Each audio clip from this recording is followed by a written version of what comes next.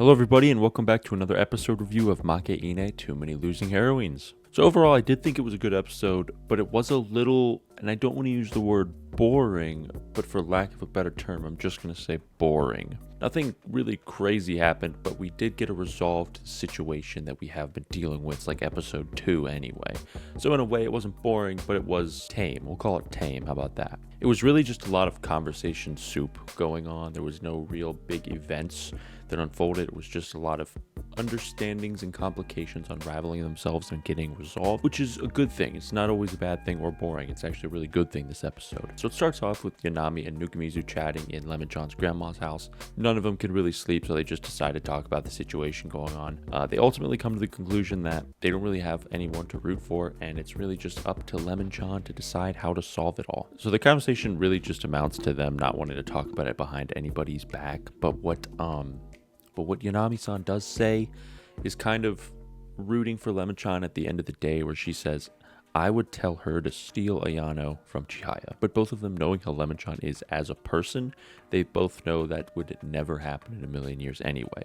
But that was just her personal advice to her friend. The next scene was probably the hardest one to watch overall, because it's Lemon-chan really pouring her feelings out for Ayano, and the whole situation that happens is really coming to unravel itself in front of Nuku right now, and how exactly Lemon-chan has felt this whole time. So she pretty much admits that what she was trying to do with Ayano is give him advice on the relationship between him and Chihaya, so she could finally come to terms and accept the fact that she lost and they were dating. She wanted to help as a friend, genuinely, and she just couldn't find herself to really put those feelings aside that she had for him. At the end of the conversation, she brings up that it got to a point where she would be excited to hang out with him and almost wish that, hey, maybe if they don't work out, like, I could be there. Like, he could lose feelings for Chihaya. In doing so, I would be his friend there, and then he would fall for me at the same time. But she realized that that's not really what she wanted. She wanted to cheer them on originally as a friend, and doing so would basically be going against her moral code, and it would essentially be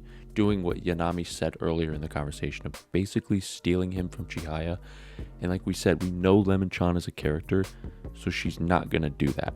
And that's why she's crying in this scene. That's why it's so hard the whole time, because she's trying to be a good person, come to terms with her feelings, and then fighting the urge to try and let go of her past feelings. And then the next scene, we have Lemon-chan finally meeting with Ayano. We don't know the conversation that they had on the train, because it skips before we see what happens to a next conversation. So we don't really know what they said, but we can assume things got hashed out in a very good manner. And the final actual conversation in the meat and potatoes of this episode happens right after that scene that we mentioned previously. Lemon-chan finally decides to talk to Ayano, and they both talk out everything that they felt. So really, to sum it up, we come to find out that he had feelings for Lemon-chan the entire time. But like we said last episode review, he's a dense dude, and he didn't get it, because he was just young, I guess, and he didn't understand what he was feeling. So he had feelings for her the whole time. She didn't know. He didn't know, and it was just a big mix-up, which resulted in what we're seeing today. But at the end of it all, they hash it out. They talk like adults, and they come to terms with the decisions that they made, which was a really good ending to the episode, and we finally got a full amount of closure.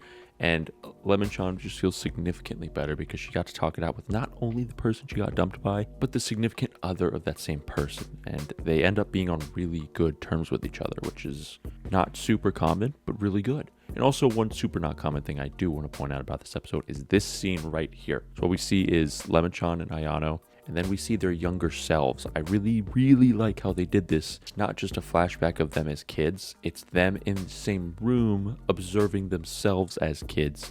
Kind of like a, if you want to call it a fourth wall break, it's kind of like that. You really never see this, and this is a really cool way of changing it up a bit and making flashbacks look a little more flashbacky as opposed to just a memory. Right at the beginning of the episode, a situation happens again, which happened in a previous episode. I think it was like episode 2. Nuku and Anna were on the roof, and it seemed like they were going to confess to each other, but it didn't happen. It ended up being, will you like be friends or something like that? And the same thing sort of happens here, and I think they're just playing off that kind of like a silly gag, or it might be like a running joke throughout the show. So she basically says that people are starting to assume she has a boyfriend because she's dropping these hints online, and she's like, hey, I need someone to pretend to be my boyfriend so I don't look like I got dumped again. Nuku here, buddy, I love you.